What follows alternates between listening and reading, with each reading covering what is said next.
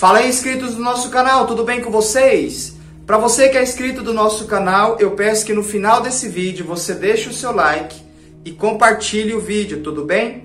E para aqueles que nos visitam pela primeira vez, seja muito bem-vindo ao nosso canal. Toda semana nós falamos da Palavra de Deus, expondo textos bíblicos, tirando dúvidas e etc. Para que você tenha um relacionamento com a Palavra de Deus semanalmente, ok? O vídeo de hoje eu quero falar de um personagem que, por incrível que pareça, ele foi muito importante na história do cristianismo, mas basicamente ele foi citado uma única vez. Eu estou me referindo a Barrabás, isso mesmo, o ladrão que Cristo substituiu e foi crucificado no seu lugar. Qual que é a importância de Barrabás na história do cristianismo? Quando Jesus foi preso, sendo caluniado pelos principais sacerdotes que incitaram o povo contra Jesus, ele foi levado diante de Pilatos, que era o governador da Judéia, e naquela época havia uma festa e era comum na tradição que o governador entregasse algum preso para a população decidir condenar ou absolver. Então eles colocavam dois presos e a população é quem decidia quem seria absolvido e quem seria então o culpado. E nessa ocasião, os principais sacerdotes, ao acusar Jesus perante o governador Pilatos, ele então pega Barrabás.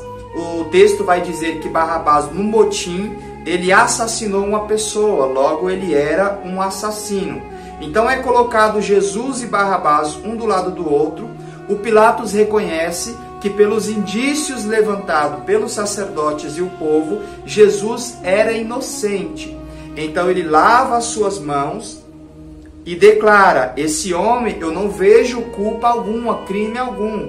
Portanto, eu lavo as minhas mãos e a responsabilidade é de vocês. Provavelmente ele fez isso para que a população absolvesse Cristo, uma vez que ele entendia que Jesus não tinha culpa, não havia cometido crime.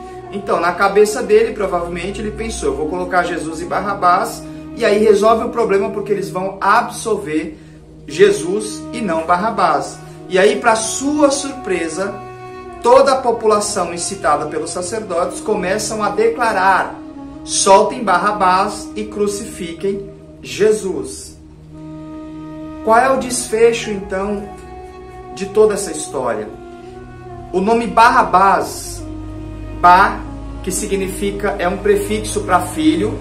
Então, Barrabás, Bartimeu, né, filho de Timeu, Bar-Jonas, filho de Jonas. Então, o Bar, no hebraico, era um prefixo para filho. E Rabás, que vem de Abba, a palavra Abba significa pai. Logo, a palavra Barrabás significa filho do pai. O que, na verdade, simboliza Barrabás é a figura de todos os filhos de Deus que foram destituídos da glória de Deus em Adão e Eva. Quando Adão e Eva pecaram, a Bíblia diz que todos pecaram e foram destituídos da glória de Deus. E quando Jesus Cristo vem para morrer na cruz, ele mesmo declara: eu dou a minha vida para tornar a tomá-la. Com outras palavras, não foi Pilatos e não foi o povo que crucificou Jesus, foi ele mesmo, voluntariamente, entregou a sua vida para ser sacrificada em nosso lugar. Então, quando está ali Jesus e Barrabás, o filho do pai, que foi destituído por causa do seu crime, porque quando nós, seres humanos, pecamos, ou quando Adão e Eva pecou, ele cometeu um crime contra Deus. Logo, ele precisava ser absolvido da sua culpa. E o que foi a crucificação? A substituição. Jesus, ele foi o cordeiro imolado no altar em sacrifício para substituir a nossa vida. Lembra que a cruz, quando cravaram Jesus naquela cruz, os seus braços não alcançavam os furos. Por quê? Porque a cruz era de Barrabás. E ali Jesus assume a cruz de Barrabás. Então, quando Barrabás desce daquela plataforma absolvido, era exatamente isso que Deus estava estabelecendo: a regeneração da raça humana, a libertação da raça humana pelo sacrifício do Filho. A palavra de Deus diz em João 3,16: Deus amou o mundo de tal maneira que deu seu Filho unigênito para que todo aquele que nele crê não pereça, mas tenha vida eterna. Então Deus enviou o seu Filho humildemente aceitou o desafio e entregou a sua própria vida em favor de nós. Então aqueles que se tornaram criaturas por causa da destituição, através do sacrifício de Jesus, podem se tornar filhos de Deus, filhos do Pai. João capítulo 1, versículo 12 diz: e todos quanto receberam, deu-lhes o direito de se tornarem filhos de Deus, a saber, os que creem em seu nome. Então, quando nós aceitamos o sacrifício de Jesus, o unigênito de Deus, nós damos o poder para Deus da nossa vida e nós nos tornamos filhos de Deus por adoção a partir do sacrifício. Jesus, ele é o primogênito dentre muitos irmãos.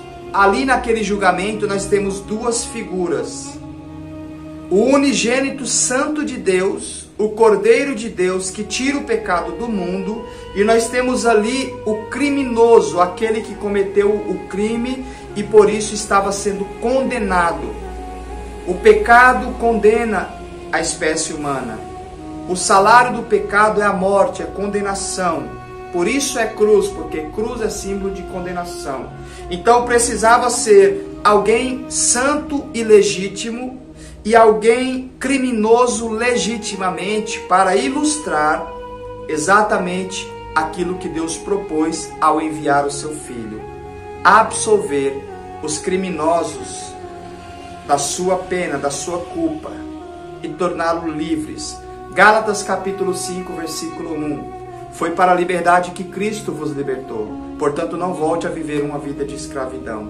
Seja livre, porque você é Barrabás, filho do Pai, a partir do sacrifício de Jesus Cristo na cruz. Deus abençoe a sua vida, que essa palavra possa edificar a sua fé.